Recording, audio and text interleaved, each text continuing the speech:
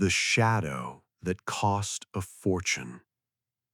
In the state of California, you can lose your entire retirement savings, your kids' college fund, and even your peace of mind over a single misguided swing of a chainsaw. Most people think their property line is a magical shield, that if a neighbor's tree root crosses onto your dirt, it's yours to destroy. Well, I'm here to tell you that in the eyes of the California court system, that root is more like a limb of a protected citizen. I watched my neighbor, Stephen, find this the hard way. He thought he was fixing his driveway. What he was actually doing was signing a check for $150,000 to the man living next door. My name's Gary. I've lived in this quiet pocket of Pasadena, California, for 28 years. In this neighborhood, we don't have tiny cookie-cutter lots. We have old money estates with old growth problems. My pride and joy was my Coast Live oak, a tree we nicknamed the Queen. She was here before the roads were paved, before the 110 freeway existed, and certainly before Stephen moved in next door with his black Tesla and his I own the world attitude. The Queen stood about 5 feet from the property line on my side. Her canopy was a masterpiece of nature, providing enough shade to keep my cooling bill $200 lower than everyone else's in the summer. But trees don't follow human maps. For a century, her roots had been slowly, silently traveling underground, stretching far into what was now Stephen's property. Stephen moved in 3 years ago. He's the kind of guy who wants everything clinical. He hates leaves on his lawn. He hates birds chirping too early. But most of all, he hated that his pristine stamped concrete driveway, a $30,000 investment he made shortly after moving in, was starting to develop a hairline fracture. I remember the Saturday morning he called me over. He was standing there in his workout gear, pointing at a tiny, barely visible spiderweb crack in the concrete near his garage. "Gary," he said, his voice tight, "your tree is invading my space. These roots are lifting my driveway. It's a liability issue." I looked at the crack. It was maybe 1/8 of an inch wide. "Stephen," I replied, "that tree has been here since 1920. Concrete cracks in California. It's the heat, the shifting soil. It might not even be the roots." "It's the roots," he snapped. "I had a guy look at it. He said if I don't sever the encroachment, my whole driveway will be rubble in 5 years. I'm giving you a heads up. I'm going to have a crew come in and clean up the line." I felt a chill go down my spine. "Stephen, listen to me. You can't just hack at an oak's roots. This isn't a hedge. If you cut the structural roots, you kill the tree. And in this state, killing a mature oak is a legal nightmare." He just laughed, a short, dry sound. "It's my land, Gary. I have the right to enjoy my property without your biological waste destroying it. Don't worry, my guys know what they're doing." Here is the first lesson in American property law, specifically California Civil Code Section 3346. You do have the right to prune branches or roots that encroach on your land. However, that right is not absolute. It is tempered by the rule of reasonableness. If your pruning causes the tree to become unstable, diseased, or dead, you have moved from maintenance into negligence. In the U.S., the right to enjoyment of one neighbor does not automatically override the ownership rights of the other. I thought I had reached him.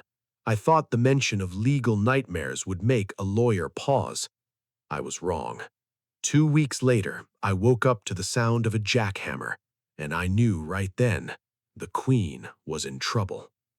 The sound of a jackhammer on a Tuesday morning is annoying, but the sound of a heavy-duty saw cutting through wet, living wood underground, that's a sound that makes a homeowner's stomach turn. I ran out to the fence line just in time to see a contractor, a guy who clearly didn't have an arborist license, pulling a 3-foot-long, 4-inch thick structural root out of a trench. It looked like he had just ripped the arm off a statue. I didn't even put on my shoes. I ran out in my socks. "Stop! Stop right now!" I yelled over the noise. The contractor, a guy named Rick who looked like he'd rather be anywhere else, killed the saw. Stephen was standing on his porch, arms crossed, looking down like a Roman emperor. "A problem, Gary?" Stephen called out. "You're cutting the anchor roots." I was nearly breathless. "Rick, do you know what kind of tree this is? This is a coast live oak. You cut those roots on the south side, and the next Santa Ana wind that blows through here is going to tip this tree right onto my roof, or yours." Rick looked at Stephen, then back at me. "Boss said clear the line 24 inches deep so we could put in a root barrier and re-pour the slab." 24 inches? I felt like I was going to faint. An oak's feeder and structural roots are in the top 3 feet of soil. You're literally lobotomizing my tree. Stephen walked down the driveway, stepping over the piles of dirt and mangled wood.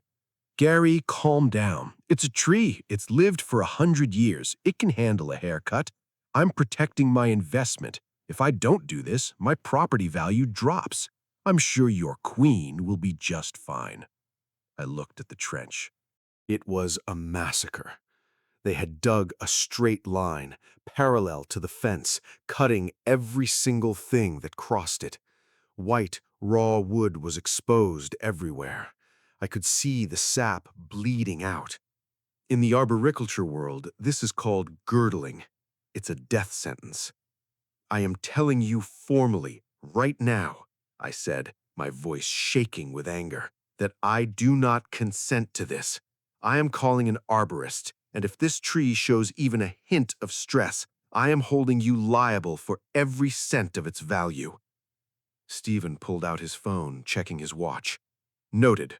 Rick, get back to work. We're on a schedule." I went inside and did the only thing I could. I didn't call a lawyer, not yet. I called Arthur Bennett.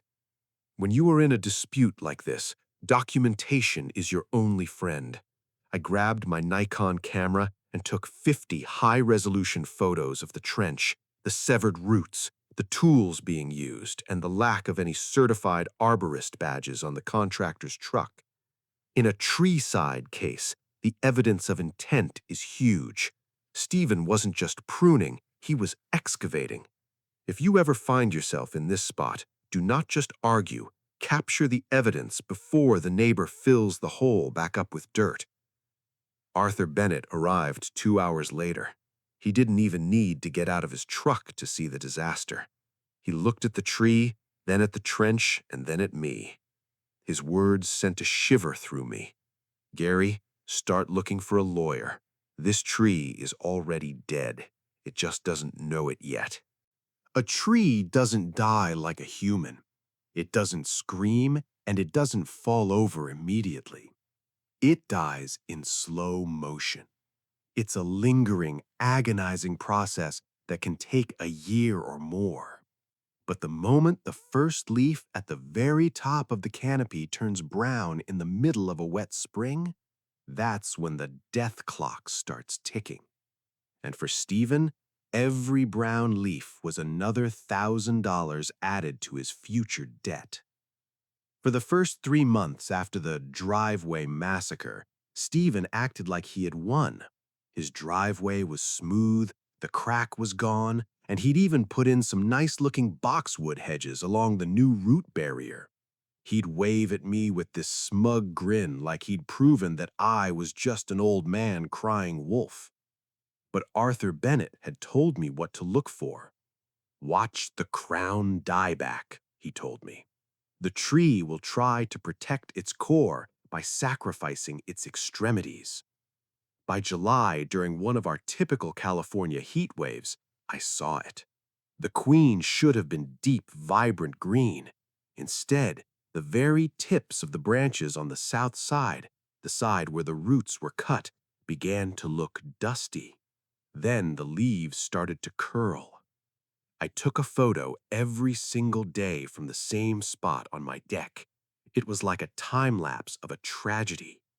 One evening, I saw Stephen out by his mailbox. "Hey, Stephen," I called out.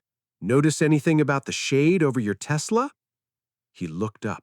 For the first time, I saw a flicker of doubt in his eyes.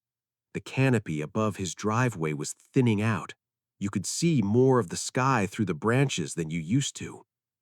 "It's just the heat, Gary. We're in a drought. Everyone's trees look like that." "My other oak in the front yard is perfectly green, Stephen. The queen is struggling because she can't drink. You cut her straws." He rolled his eyes and went inside, but I noticed that later that night he had his garden hose out, pointing it at the base of the tree on his side of the fence. It was too little, too late. You can't cure a severed artery with a Band-Aid. By September, the queen looked like a skeleton. Brown leaves were carpeting my lawn and his. The majestic shadow that had defined our properties for a century was gone, replaced by a harsh, filtered light that made everything look sickly. Then came the wind. In Southern California, we have the Santa Anas, strong, dry winds that blow from the desert toward the coast. They can hit 60 or 70 miles per hour. A healthy oak can handle them because its roots are intertwined with the earth like giant fingers. But the queen's fingers on the south side had been chopped off. She was now a 40-ton weight balanced on a broken pedestal. This is where the duty of care becomes a massive liability. If you weaken a neighbor's tree and it falls during a storm, act of God is no longer a valid legal defense. Because Stephen created the instability, he became personally responsible for any damage the tree caused when it fell. This is a crucial distinction in U.S. tort law. Once you interfere with a natural structure, you own the consequences of its failure. The wind started howling at 2 a.m. on a Tuesday in October. I sat in my living room, watching the branches of the queen sway violently. Every time a gust hit, I heard a low, ominous groan coming from the earth. I knew what was coming. I just didn't know where she would land. Imagine the sound of a freight train hitting a house. That's what it sounds like when a 100-year-old oak finally gives up its grip on the world. At 4:15 a.m., the ground didn't just shake, it erupted. The queen didn't fall toward my house, thank God. She fell exactly where her roots had been cut. She fell right across Stephen's black Tesla, through his $30,000 driveway, and smashed into the corner of his master bedroom. I was out the door before the dust had even settled. The scene was surreal. In the glow of the streetlights, I could see the massive root ball of the oak, or what was left of it, ripped out of the ground. The orange flags I'd left there months earlier were still stuck in the dirt, buried under the debris. The tree had sliced through the Tesla like it was a soda can. The roof of Stephen's garage was crushed, and the master bedroom's bay window was gone, replaced by a thick, gnarled branch of the queen. Stephen came running out in his pajamas, screaming, "My car! My house! Oh my God!" He looked at me, his face pale, his eyes wide with shock. "Gary, your tree! Look what your tree did!" I stood there, remarkably calm. The adrenaline was pumping, but I felt this strange sense of clarity. "No, Stephen," I said, pointing at the shattered concrete and the cleanly severed root ends visible in the moonlight. "Look what your driveway did. I warned you. Arthur warned you. You killed her, and this is her funeral." "I'm calling my insurance," he yelled, pacing back and forth. "They're going to sue you for everything. This is your tree, your liability." Actually, I said, pulling out my phone and opening the folder of 500 photos I'd taken over the last 6 months. I've already called my lawyer and my arborist and the city's tree warden. We've been expecting this for a long time. The next morning, the War of the Arborists began. Stephen's insurance company tried to claim it was a natural disaster. They sent out a guy in a suit who tried to say the tree was diseased before the construction. But I had the Arthur Bennett factor. Arthur showed up with his logs, his core samples, and my daily photos. He showed the clean cuts on the roots. He proved that the tree's death followed a perfect physiological timeline, starting from the day the jackhammer started. Then my lawyer, a sharp woman named Elena, who specialized in niche property law, dropped the hammer. She told Stephen's lawyer about treble damages. In California, under Code of Civil Procedure Section 733 and Civil Code Section 3346, if someone wrongfully and maliciously, or even just through extreme negligence, damages a tree on another person's property, the court can award triple the value of the tree. This isn't just the cost of a new sapling from Home Depot.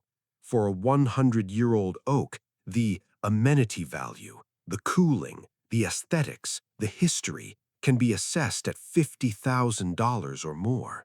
Triple that, you're looking at a $150,000 judgment before you even talk about the damage to the house. Stephen thought he was saving $30,000 on a driveway. Now he was looking at a total loss that his insurance company was refusing to cover because his intentional acts, cutting the roots, had caused the damage. He was staring into a financial abyss, and the Queen was sitting right on top of him. Stephen thought he could settle this by sending me a link to a local nursery for a $500 sapling. He actually had the nerve to say, "Hey Gary, I'll buy you a new one and we'll call it even." I looked at that link, then I looked at the 40-ton corpse of the Queen laying across his driveway, and I realized he had no idea that in California, you don't just replace a 100-year-old oak, you compensate for a century of life. And that math, it's brutal. After the tree fell, the blame game started immediately. Stephen's house was a wreck, his Tesla was a pancake, and he was living in a Marriott because the city had tagged his master bedroom as unsafe to occupy. He was desperate for a win. His lawyer, a guy named Marcus, who looked like he'd stepped out of a Shark Tank, sent a letter claiming the tree was an existing nuisance. He argued that because the roots were invading Stephen's property, the tree was a trespasser, and Stephen was simply defending his land.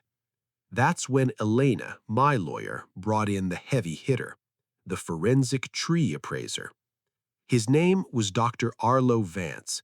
He didn't look like much, just an old guy with a magnifying glass and a very expensive-looking digital caliper.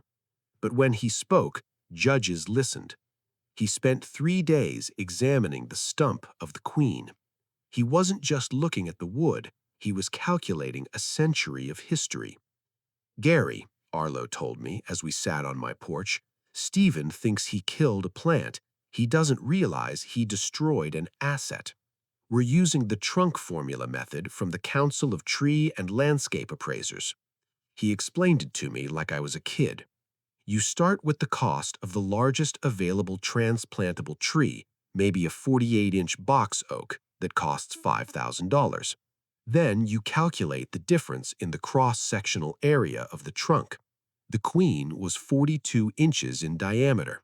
The math started to spiral. Then you add the species rating. Coast live oaks are high value. Then the condition rating. Before Stephen hacked it, the tree was perfect. And finally, the location rating. In a high-end Pasadena neighborhood, a mature shade tree adds roughly 10 to 15% to the total property value.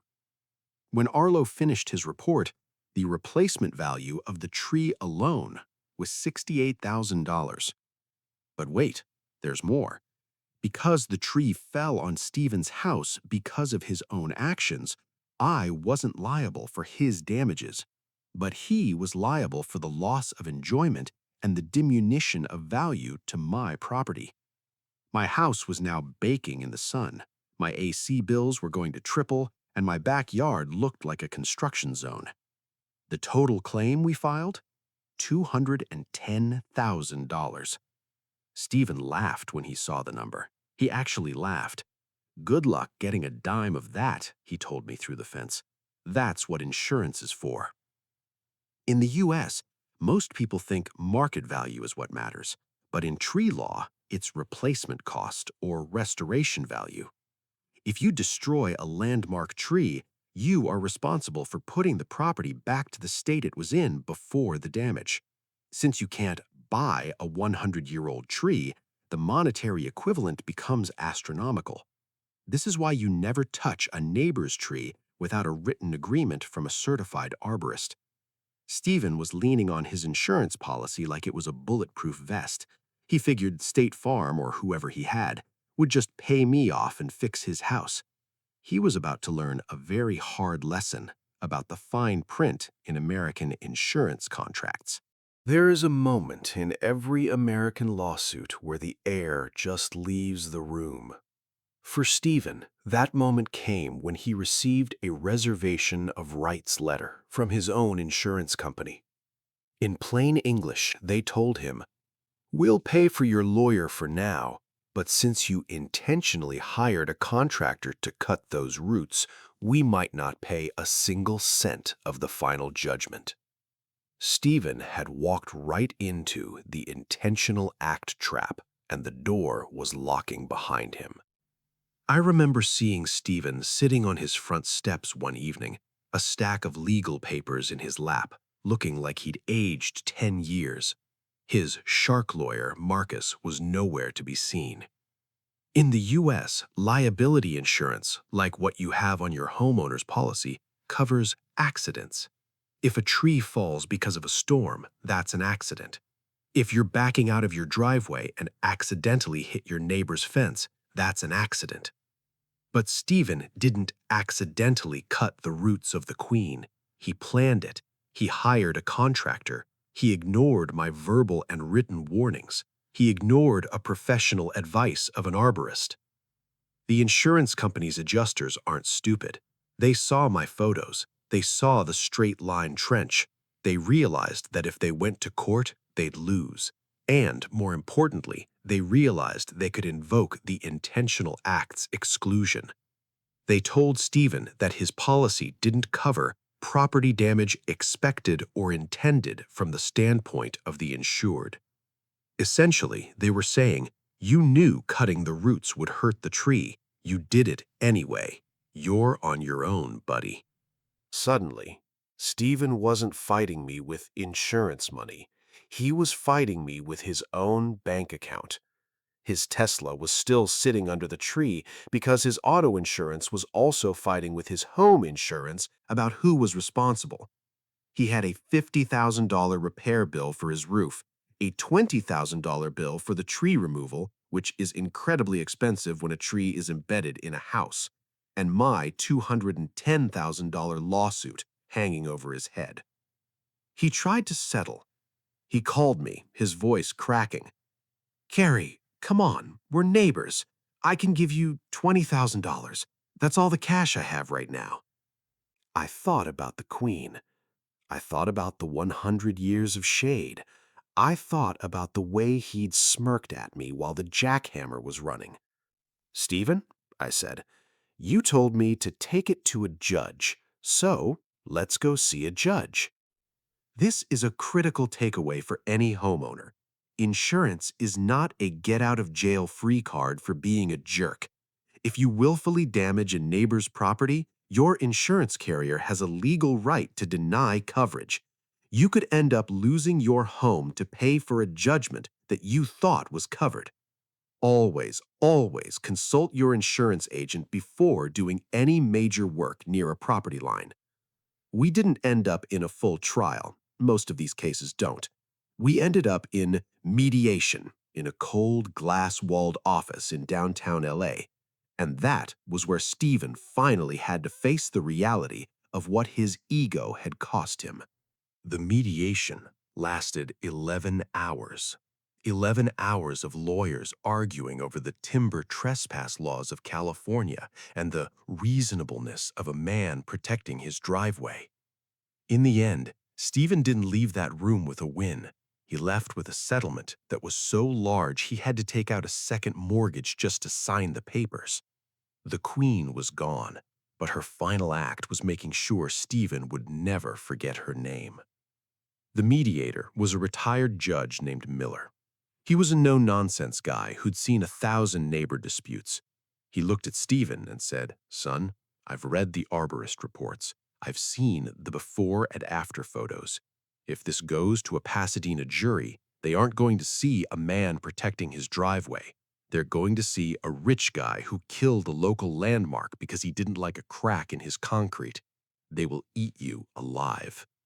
He then reminded Stephen of California's treble damages, triple damages.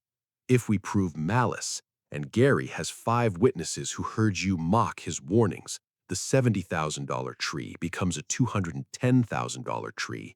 Add the legal fees, the house repairs, and the loss of property value, and you're looking at a $400,000 disaster. Stephen broke. He looked at his wife, who was crying, and he nodded.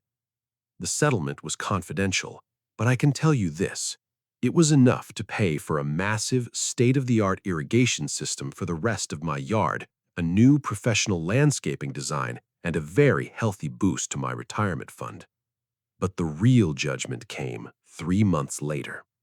I walked out to get my mail and saw a for sale sign in Stephen's yard. Between the repair costs, the legal fees, and the settlement, he couldn't afford the Pasadena lifestyle anymore.